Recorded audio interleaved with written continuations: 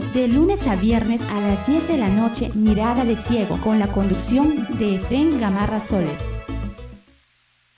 Buenas noches, amables televidentes. Estamos en Mirada de Ciego. El día de hoy, 28 de julio, se celebra oficialmente el Día de la Independencia del Perú.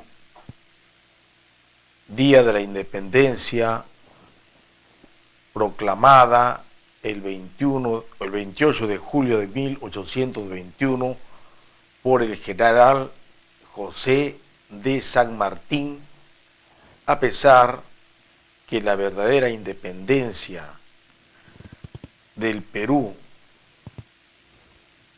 respecto a España, la independencia de este yugo directo colonial con España, se rompió el 9 de diciembre de 1824, es decir, 3 años y medio después de la proclamación que hiciera San Martín, y no por su propia voluntad, porque San Martín no quería una independencia para el Perú. Recuerden ustedes que al llegar San Martín, él se nombró protector del Perú, o sea, casi como a un interdicto le nombran un curador, un protector. San Martín se autoerigió en protector, mientras se buscaba a un príncipe Borbón español para que asumiera la dirección del Perú. Es decir, lo que proponía San Martín era la continuación de la colonia, o sea, la continuación del coloniaje español en el Perú, con la única diferencia que al mando no iba a estar un virrey plebeyo o tal vez aristócrata, sino iba a estar un príncipe Borbón de la más alta sangre azul española. Eso buscaba San Martín. Para conversar pues sobre esta efemérides ficticia que es la independencia del Perú, hemos invitado a una persona conocedora del asunto, el doctor Sergio Abadía Alvarado, para conversar sobre el 28 de julio, también para conversar sobre la epónima figura de don Miguel Grau Seminario, que el día de ayer hubiera cumplido 180 años. Y luego, al final, ver algo sobre el contenido del discurso del señor presidente de la República, Ollanta Humala el día de hoy en el Congreso de la República. Buenas noches, Sergio, gracias por estar en el programa. Buenas noches, Efrén, gracias por la invitación a tu programa y antes que nada un saludo especial por el 193 aniversario de la independencia del Perú, a todos los compatriotas, a todos los pueblos del Perú, en este aniversario más de la independencia de nuestra patria. Gracias, Efrén. Sergio, los peruanos somos proclives a celebrar fechas ficticias, campeonatos ficticios, primeros puestos ficticios.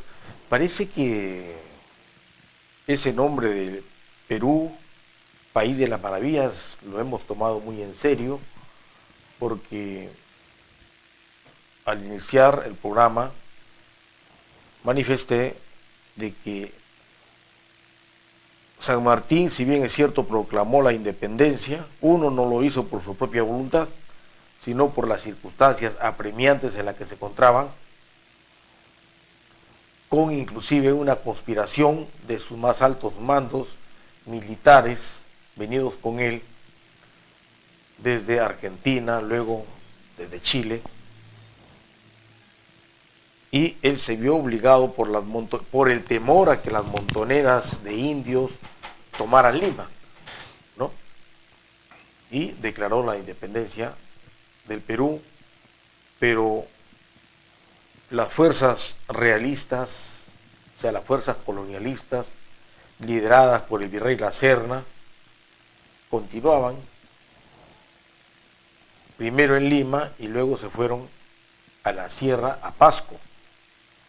Y en ningún momento San Martín tuvo la intención de llegar a un enfrentamiento de combate con estas fuerzas realistas, sino por el contrario, él siempre mantuvo o contuvo a sus generales independentistas para que no chocaran directamente con las fuerzas del general Canterac o de la Serna mismo.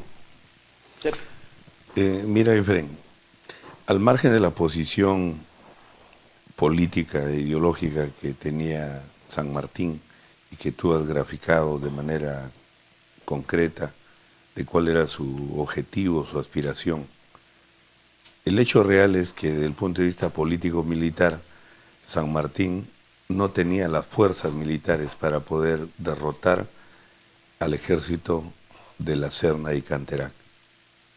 Y es por ello que busca pues un acercamiento con Simón Bolívar, que venía del norte con un ejército mucho más compacto, más fuerte y militarmente con mayor preparación y sobre todo con una nueva decisión política que es la que tenía Bolívar, una idea democrática, burguesa, ¿no?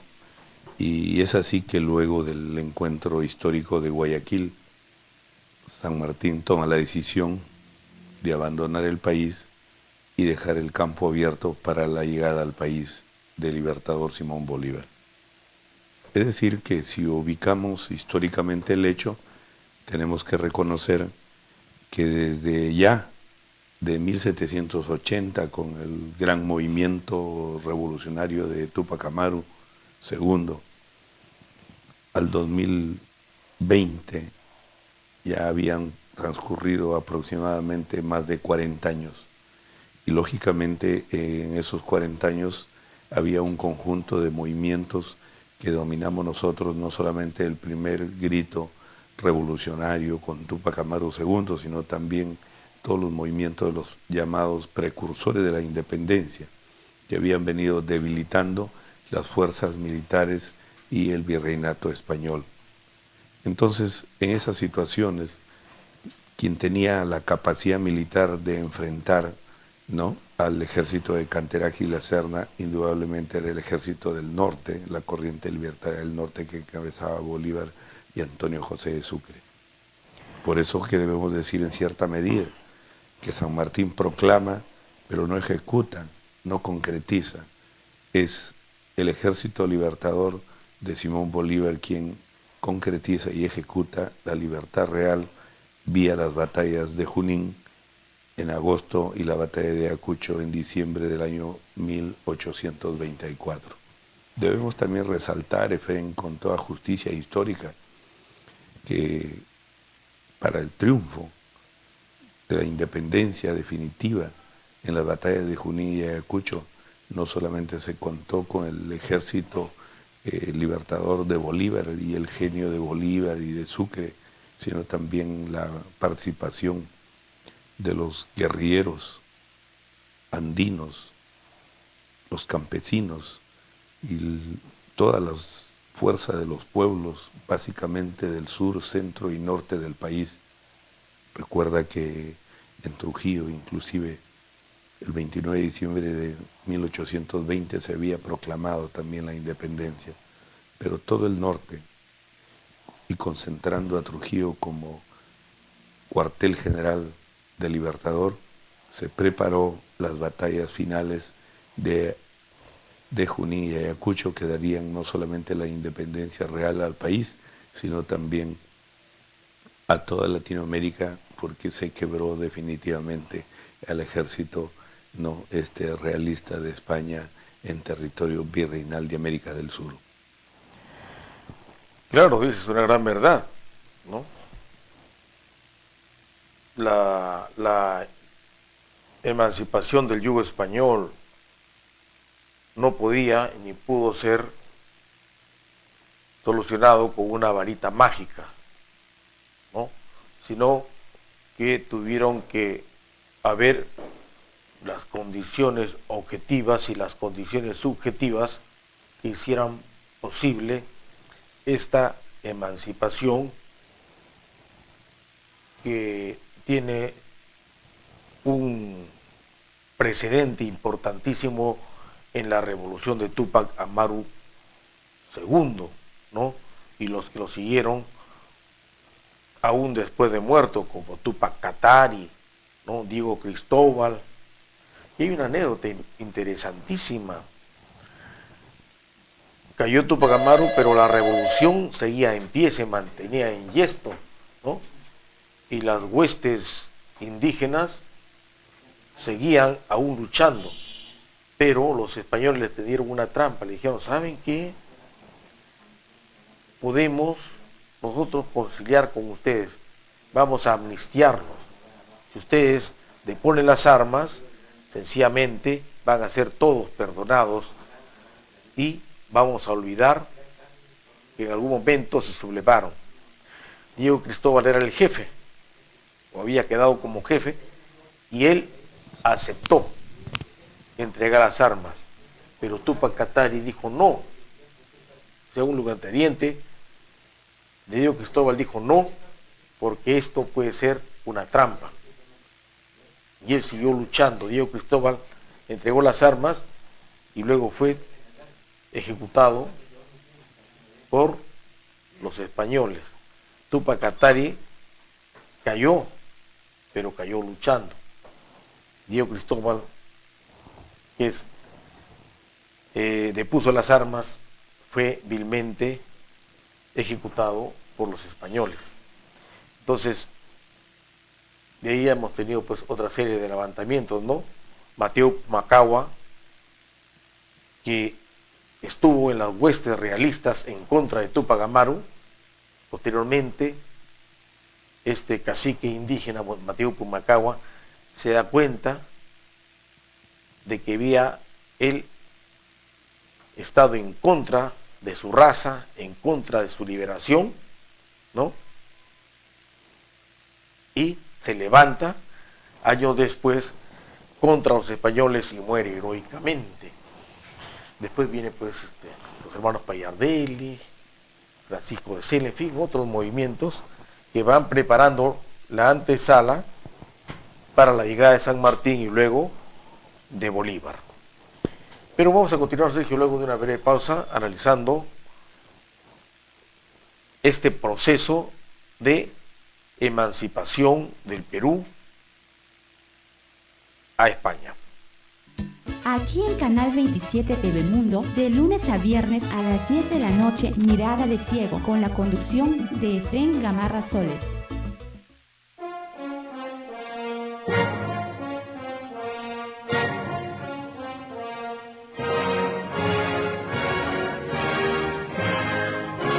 Pronto en circulación El hijo de malhechor, estremecedora novela que desnuda la psicopática personalidad de corruptos personajes quienes medan al amparo de la corrupción y la mediocridad generalizada, corrompiendo a su vez con dinero y prebendas las jóvenes generaciones.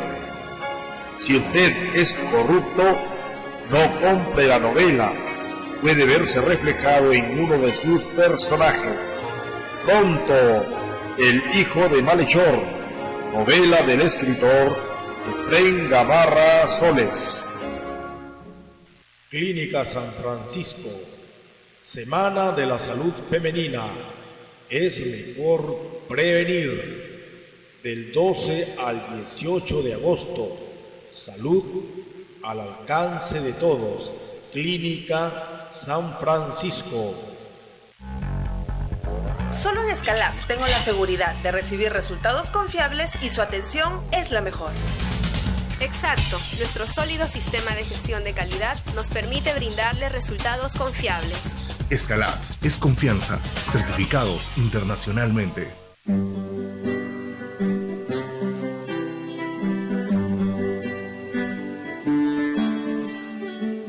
La patria libre y soberana tiene un padre Fidel, Fidel. El eco eterno de los tiempos, por el calfero Fidel, Fidel. En el fragor de la batalla estará siempre Fidel, Fidel. La insignia de la historia clama viva Fidel, Fidel. Porque ardiente inextinguible de la patria Fidel. Su vida, lucha y consecuencia visolada Fidel.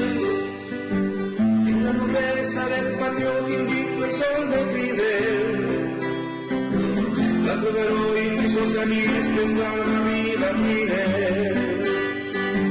La cruz heroica y socialista exclama viva Fidel. La patria libre y soberana tiene padre Fidel, Fidel. El eje eterno de los tiempos por el calfero Fidel, Fidel. En el fragor de la batalla estará siempre Fidel, Fidel. La insignia de la historia clama viva Fidel, Fidel. Gloriosa estirpe de valientes guerrilleros Fidel. En el soporte y el socialismo, patria o muerte Fidel. En la epopeya solidaria, el corazón de Fidel. Con fe y orgullo los pequeños cantan viva Fidel. Con fe y orgullo los pequeños cantan viva Fidel. La patria libre y soberana tiene un padre Fidel, Fidel. En el eterno de los tiempos por el calfero Fidel, Fidel. En el fragor de la batalla estará siempre Fidel, Fidel. La insignia de la historia clama viva Fidel, Fidel,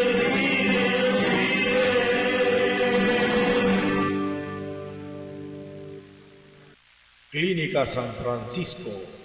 Semana de la Salud Femenina. Es mejor prevenir. Del 12 al 18 de agosto. Salud al alcance de todos. Clínica San Francisco. Solo en Escalabs tengo la seguridad de recibir resultados confiables y su atención es la mejor. Exacto, nuestro sólido sistema de gestión de calidad nos permite brindarle resultados confiables. Escalabs es confianza, certificados internacionalmente.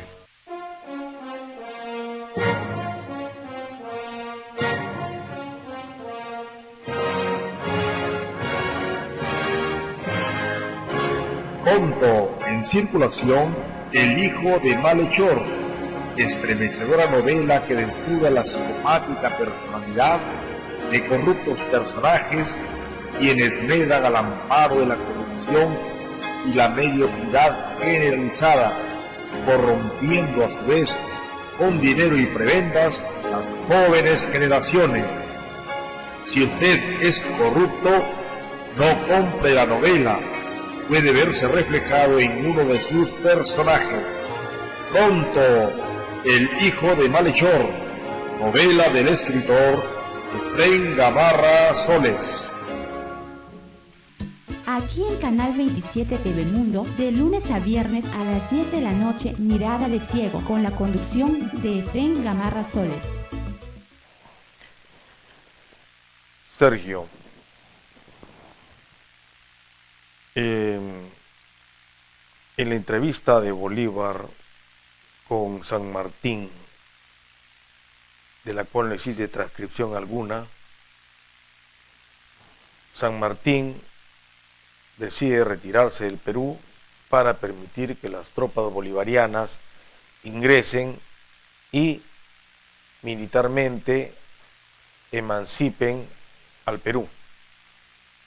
San Martín se va, pero antes de la retirada de San Martín, antes de esta entrevista con Bolívar,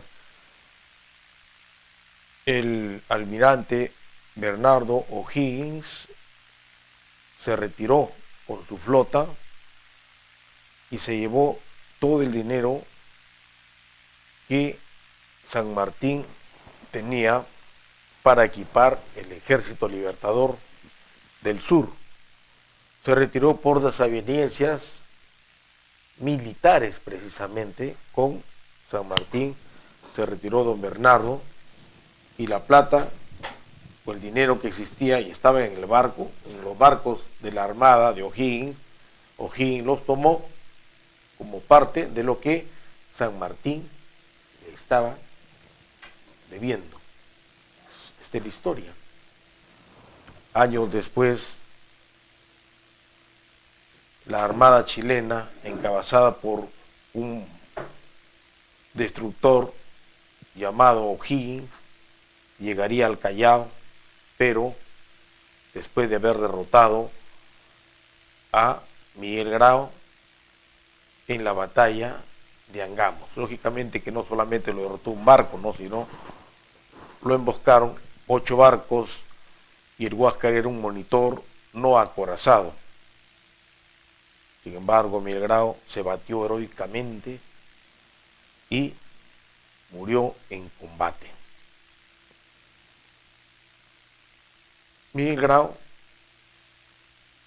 había en reiteradas oportunidades escrito al presidente de la República solicitándole la compra de 2 acorazados, porque sabía que los chilenos tenían acorazados y el monitor Huáscar no era acorazado, ¿no? 2 acorazados y armamento, pertrecho militar y entrenamiento a las fuerzas no solo navales sino también de tierra en previsión a un enfrentamiento con Chile. Sin embargo, sus peticiones no fueron escuchadas y nunca se compraron esos barcos. Finalmente Chile nos derrotó. ¿Qué opinión tienes tú de estos datos que te he manifestado como memoria colectiva que nos sirva de experiencia para no cometer los errores? Porque el aprendizaje de lo pasado es precisamente para no volver a cometer los mismos errores, que vendría a ser como un perro que vuelve a su vómito. Mire, Efren, siguiendo la lógica de la historia, y sobre todo que en este aniversario patrio justamente son para sacar lecciones, decía el maestro Raúl Porras que se necesita reescribir la historia del Perú y pasar de las anécdotas, ir a los hechos reales. Y siguiendo mi lógica, yo quiero rescatar en esta fecha histórica una figura peruana que es José Faustino Sánchez Carrión. Yo personalmente lo considero junto a Bolívar como los grandes ideólogos de las bases de la República del Perú, justamente porque ellos representaban a una nueva corriente, una corriente que, bien ubicada en la historia, ¿no?, en este siglo XIX era la corriente burguesa, liberal, democrática, por más que se quiera tildar a Bolívar de dictador. Bolívar es el libertador de 5 países de América del Sur. Entonces, recuerda que en esta fecha hay que rendirle, no les gusta mucho José Faustino Sánchez Carrión porque luego de la batalla de Junín y Ayacucho y la salida de Sucre y Bolívar, es la oligarquía terrateniente criolla la que toma el mando del país. Y ellos, ¿no?, ya sea a través de representantes militares y o civiles, son los que van a dirigir los destinos del Perú y lógicamente van a llevar a una crisis al país. Y esa crisis se va a reflejar en su manera más integral, más profunda, en la crisis de preguerra y posteriormente en la derrota militar frente a Chile. Decía la Mauta Mariátegui que España nos quería por nuestro oro y nuestra plata, y luego Inglaterra nos quería por el guano y el salitre. Y efectivamente, pues, toda guerra tiene una base económico-social y tiene responsables sociopolíticos. Y exactamente, pues, la guerra promovida por Chile tenía un mentor, que era Inglaterra, ¿no? Y al final, el punto más débil era el Perú. Y lógicamente, con el apoyo de Inglaterra y con instrumental militar, la Fuerza Armada chilena aplastó prácticamente a nuestro país y devastó. Nos derrotaron, perdimos parte de nuestro territorio, y eso también debe ser la segunda gran lección histórica, de que hay que siempre estar preparado, siempre estar prevenido, ¿no?, para defender los intereses nacionales, los intereses patrios, en contra de cualquier invasor extranjero. Y precisamente eso fue lo que no hicieron los gobernantes del 50 y del 60, ¿no?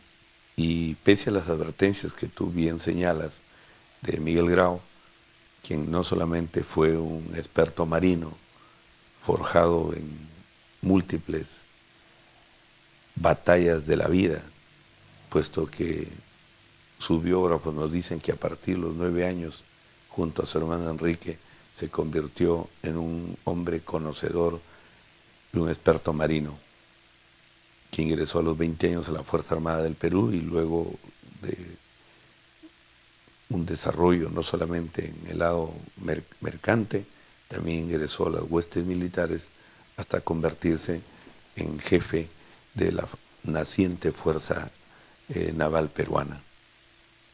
Además de su incursión a la política, pero sobre todo, que en el momento clave, él era de repente el marino más conocedor,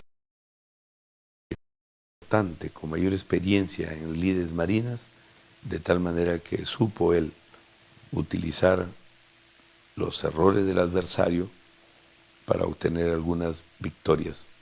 Pero finalmente se impuso la fuerza militar y Miguel Grau fue aplastado. Todos ya conocemos la resistencia de los pueblos del Perú, incluidos los pueblos andinos, los pueblos de Lima y los pueblos del norte, incluido el pueblo de Trujillo, en la defensa, ¿no?, contra la invasión militar chilena.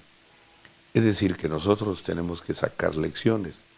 La primera gran lección histórica está en que justamente frente a la crisis y frente al dominio del viejo colonialismo español, la revolución de la independencia se convirtió en una solución histórica para los pueblos, no solamente del Perú, sino también para los pueblos de América del Sur.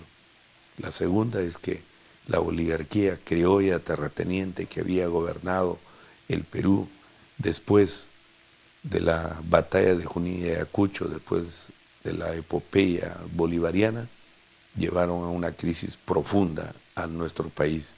Y la expresión máxima de esa crisis fue la derrota militar frente a Chile, y luego viene la crisis de posguerra que hundió al país en una situación catastrófica.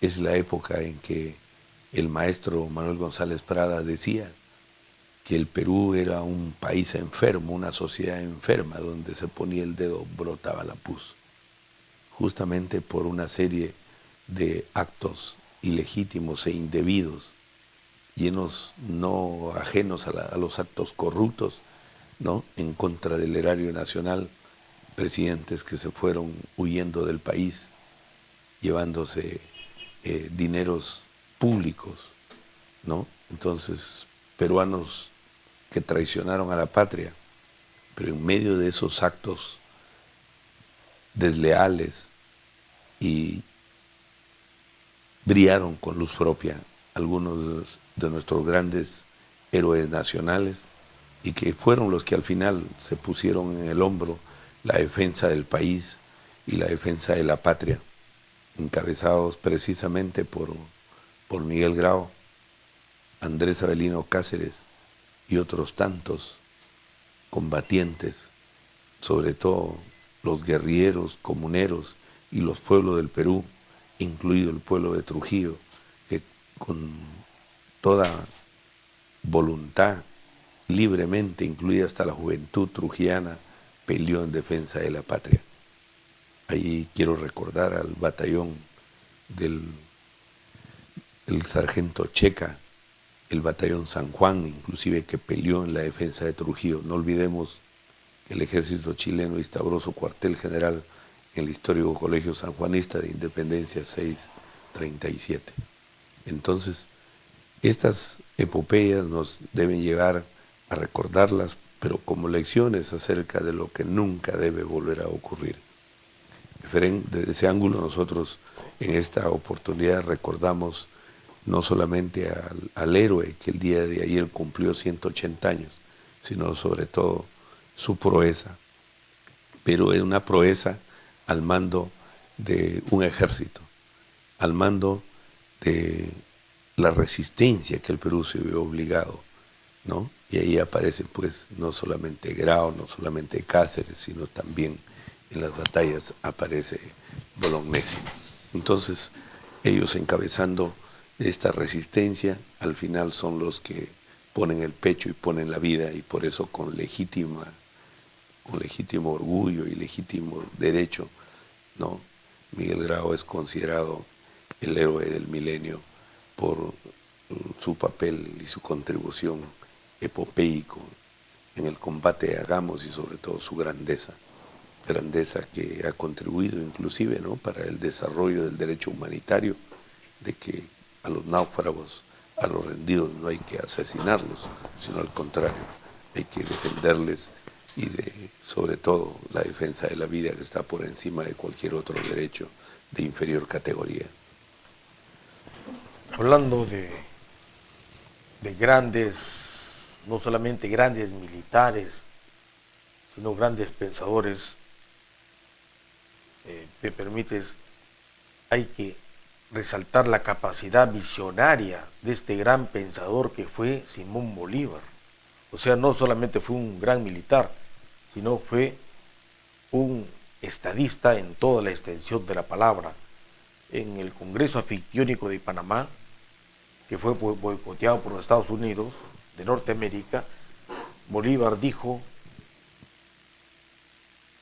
pareciera que la providencia ha dispuesto que los Estados Unidos de Norteamérica gobiernen sobre los estados desunidos de Latinoamérica.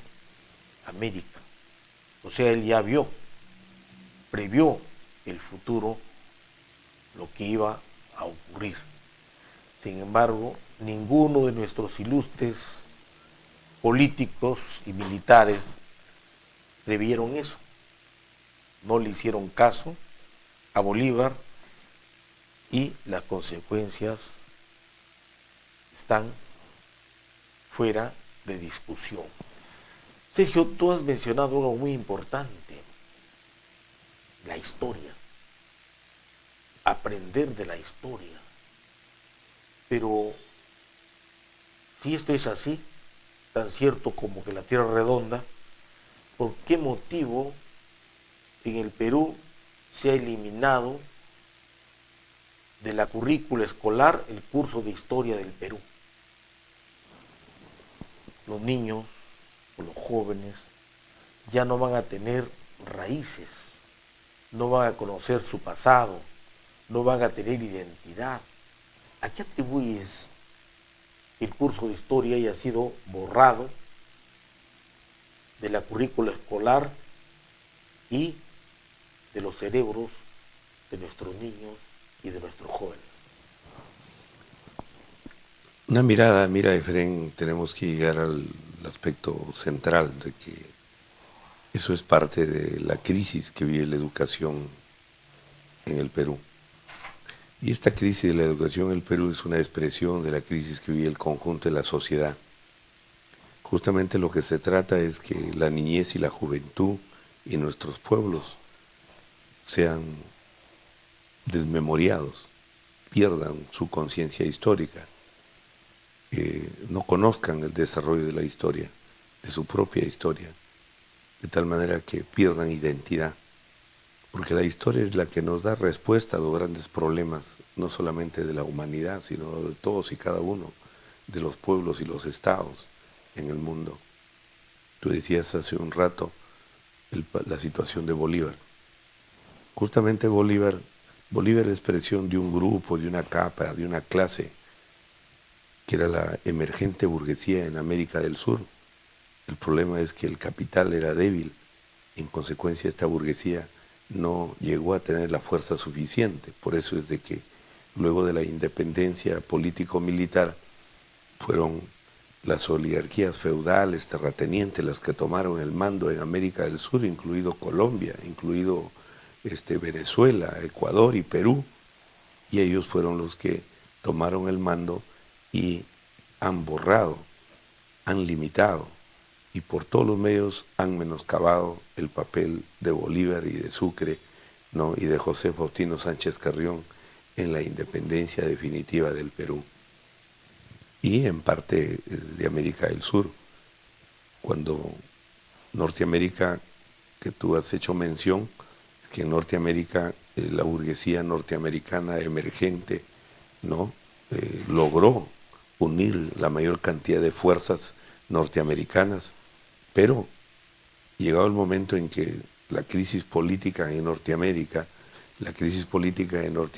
entre el norte capitalista y el sur terrateniente esclavista, resolvieron sus problemas con la famosa guerra civil de 1861-1865, que incluso culminó con el asesinato de Abraham Lincoln, que fue promotor, ¿no?, de la burguesía norteamericana y de la real unificación y centralización del capital en Norteamérica, ¿no? Entonces, en el caso nuestro de América del Sur, lógicamente las oligarquías, cada uno quería ser dueño de su hacienda y gobernaban los países y los estados, ¿no?, como si fuera su chacra, y no había pues un proyecto nacional de desarrollo.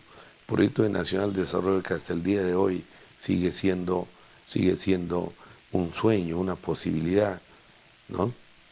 El día de hoy hemos escuchado el discurso del presidente Ollanta, y como parte de su discurso ha planteado él formalmente políticas en materia de salud, en materia de educación y seguridad ciudadana y otros aspectos.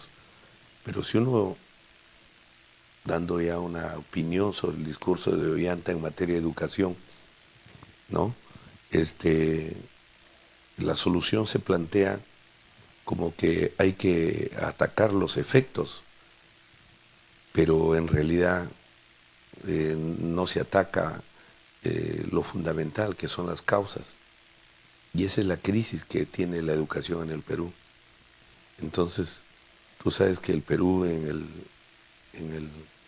en la evaluación PISA, el Perú ha ocupado el último lugar de 66 estudiantes evaluados de 66 estados.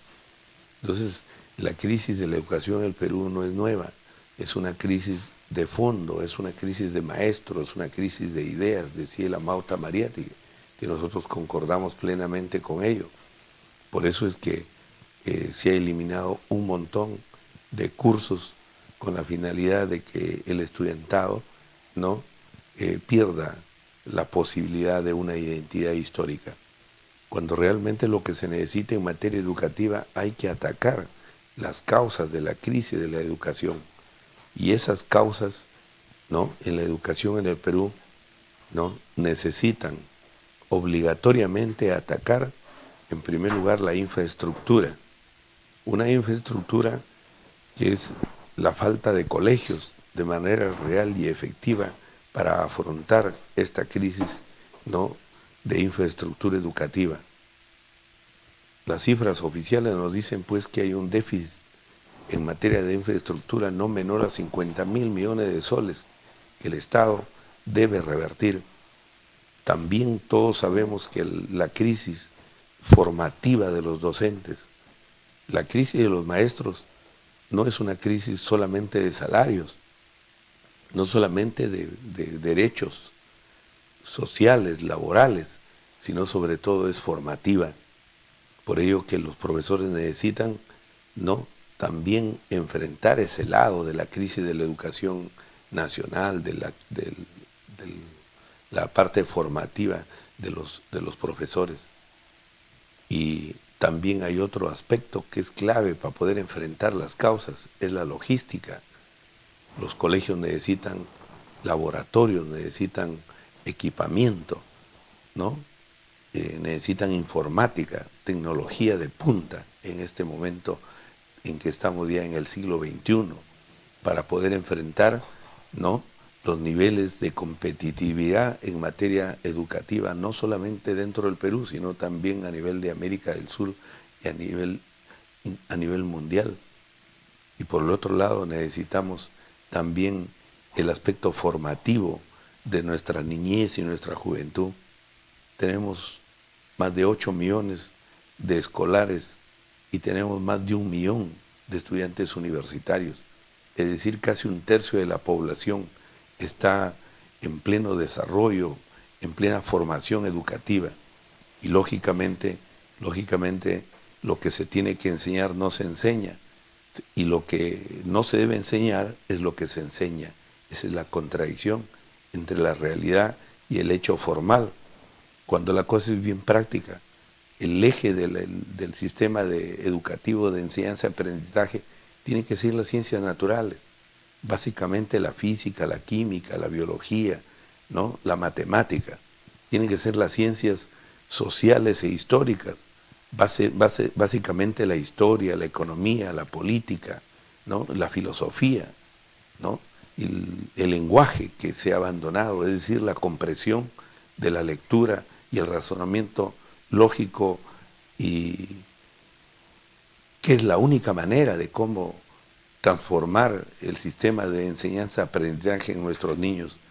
Pero ahí Efrén nos lleva a otro punto de fondo, es que la parte educativa, siendo importante, debe ser enfrentada, las causas, y eso debe ser una política de Estado, una política nacional, una política social. Cada gobierno que viene quiere poner sus propios cánones, sus propias políticas y hacer sus propias reformas, que no hacen más que expresar intereses de grupo, de facción, ¿no? Cuando lo que necesita la educación nacional es justamente reformas profundas, cambios profundos, y eso forma parte, pues debe formar parte de nuestra óptica de un gran proyecto nacional que encare no solamente la parte educativa, sino también la salud, también la seguridad, también la infraestructura nacional y también el aspecto productivo.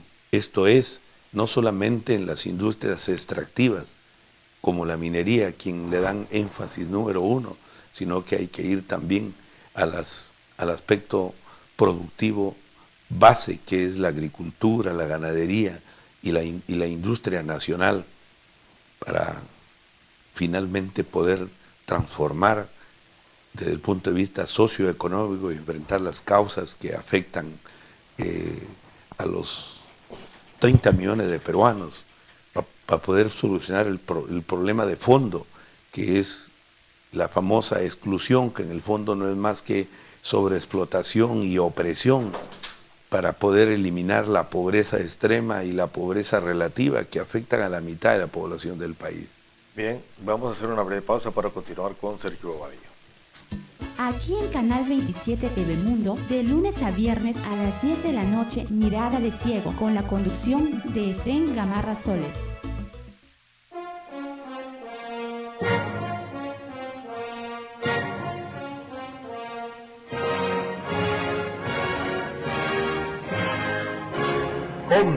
En circulación, El hijo de Malhechor, estremecedora novela que desnuda la psicopática personalidad de corruptos personajes quienes negan al amparo de la corrupción y la mediocridad generalizada, corrompiendo a su vez con dinero y prebendas las jóvenes generaciones.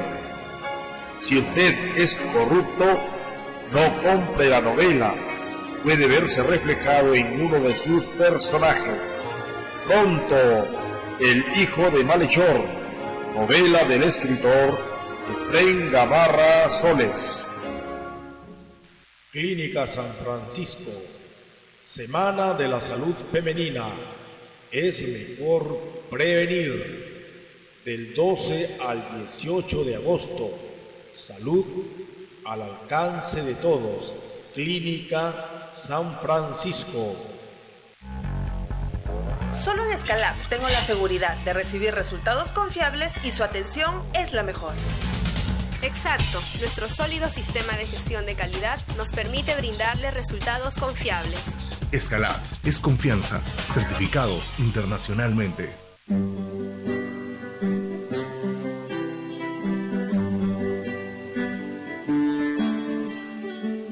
La patria libre y soberana tiene un padre fidel, el eco eterno de los tiempos, por el calfero fidel, en el fragor de la batalla estará siempre fidel, la lavicina de la historia clama viva fidel, porque ardiente inextinguible de la patria fidel, su vida lucha y consecuencia visolada fidel, en la nobleza del patriota invicto el sol de fidel, la cruz heroica y socialista exclama viva fidel, la cruz heroica y socialista exclama viva fidel, la patria libre y soberana tiene un padre fidel, el eco eterno de los tiempos por el calfero fidel, en el fragor de la batalla estará siempre fidel, la lavicina de la historia clama viva fidel, glorioso estirpe de valientes guerrilleros fidel, en el soporte del socialismo patria muerte fidel, en la epopeya solidaria el corazón de fidel, con fe y orgullo los pequeños cantan viva fidel, con fe y orgullo los pequeños cantan viva fidel, la patria libre y soberana tiene un padre fidel, en el eterno de los tiempos por el calfero fidel, en el fragor de la batalla estará siempre fidel, la lavicina de la historia clama viva fidel,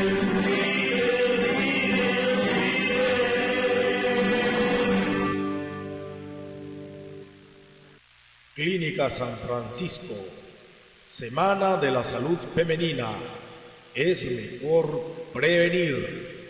Del 12 al 18 de agosto, salud al alcance de todos. Clínica San Francisco. Solo en Escalabs tengo la seguridad de recibir resultados confiables y su atención es la mejor. Exacto, nuestro sólido sistema de gestión de calidad nos permite brindarle resultados confiables. Escalabs es confianza, certificados internacionalmente.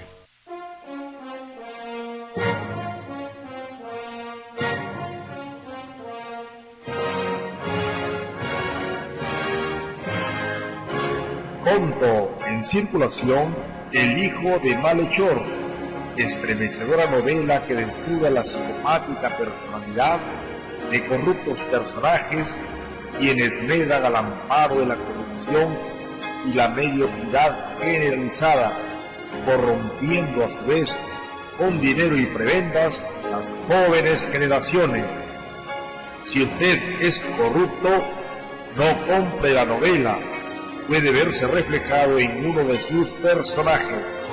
Pronto, El hijo de Malhechor, novela del escritor Efraín Gamarra Soles.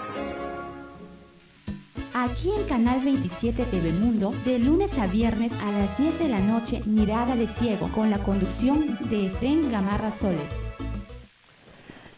Sergio, el presidente de la República el día de hoy ha hablado de repotenciar la salud, por ejemplo, pero no ha ido a la esencia misma de lo que es la salud. No ha hablado de la crisis sanitaria en nuestro país. No ha hablado de la huelga nacional de los médicos que lleva más de 2 meses, igualmente de las enfermeras. Por el contrario, ha hablado de un CIS cuasi universal, pero la tendencia es la privatización de la salud. Lo han denunciado los miembros de la Federación Médica a nivel nacional y también el Colegio Médico del Perú. ¿Qué opinas al respecto, Sergio? Mira, Efraín, la política macroeconómica neoliberal que se viene aplicando del gobierno de Fujimori hasta el día de hoy prácticamente tiene 24 años en el país, con los antecedentes ya que venían desde el gobierno de Fernando Belaúnde en el año 80. Sucede pues que esta política macroeconómica a gritos exige cambios en materia social, en materia político-jurídica. Ya las reformas económicas y este tipo de políticas macroeconómicas recomendadas por el Fondo Monetario, por el Banco Mundial, exigen cambios. Y para que veas un ejemplo, el desarrollo de esta economía va a necesitar en los próximos años, ¿no? De acá al 20, va a necesitar algo aproximadamente unos 70.000 profesionales con dominio técnico en diversas especialidades. Y justamente el sistema educativo peruano no puede darle eso. Está deficiente, por eso te hablaba de que se necesitan reformas. Ni siquiera las reformas que exige la política macroeconómica ejecutan. Iguales en salud. Se pretende atacar, ¿no?, los efectos. O sea, se piensa que el asunto es más dinero. El asunto es más dinero, sí, pero ¿con qué tipo de política? La salud es de carácter nacional, es de carácter social. En consecuencia, debe ser una política del Estado, encarar el problema de la salud como lo debe encarar el problema de la educación, el problema de la seguridad nacional y otros aspectos que ya me he referido. Entonces la salud, si es encarado como problema social, como problema nacional, tiene que resolverse la deficiente infraestructura hospitalaria y de salud en el país. En segundo lugar, tiene que encararse, ¿no?, la falta de equipos suficientes para poder atender la cantidad, los miles de peruanos que concurren diariamente a los centros de salud en busca de consultas. En el país concurren, si no me falla la memoria, no menos de 100.000 pacientes diariamente a los centros de salud del país. Y sucede, basta revisar los periódicos, muchísimas de las muertes, no por la incapacidad de los médicos, de la gran mayoría de médicos que reúnen las calidades profesionales, sino porque no hay la infraestructura ni la tecnología moderna para poder intervenir a los pacientes que así lo exigen. Y en tercer lugar, lógicamente, también entramos nuevamente a la parte educativa, que son los profesionales de la salud que necesitan pues la capacitación y la formación, ¿no?, altamente especializada para poder contribuir no solamente a una medicina curativa, preventiva, sino también para encarar los diversos programas de salud pública, ¿no? Entonces, ese es el esquema general que se debe que se debe mantener. Lo que quieren hacer es privatizar la salud, cuando justamente ya la privatización en materia de salud, con honrosas excepciones, hoy en día esa dicotomía entre Estado e inversión privada o empresa privada, como si lo privado fuera la panacea. La experiencia de hoy en día es que tiene que haber una conjunción de fuerzas entre las fuerzas sociales, las fuerzas profesionales, y la inversión privada pues cumplirá su función dentro de las políticas sociales y las políticas de Estado en materia de salud. Pero definitivamente la salud es una política social, es un asunto nacional y requiere la participación del Estado. Los entes privados no pueden ni siquiera con sus clínicas privadas y van a poder, pues, en definitiva, con el gran problema de la salud pública del país, que es lo que exige un tratamiento de primer orden y de fondo, atacar las causas reales de la crisis de la salud en el país. Muchas gracias, Sergio, por haber estado en el programa. Amigos, con usted será hasta el día de mañana. Gracias a ti también, Efren, por la invitación y esta nueva oportunidad, deseándote éxitos en tu programa. Un saludo a todos los pueblos liberteños y del Perú en este día de aniversario patrio. Gracias, hasta Efren. mañana.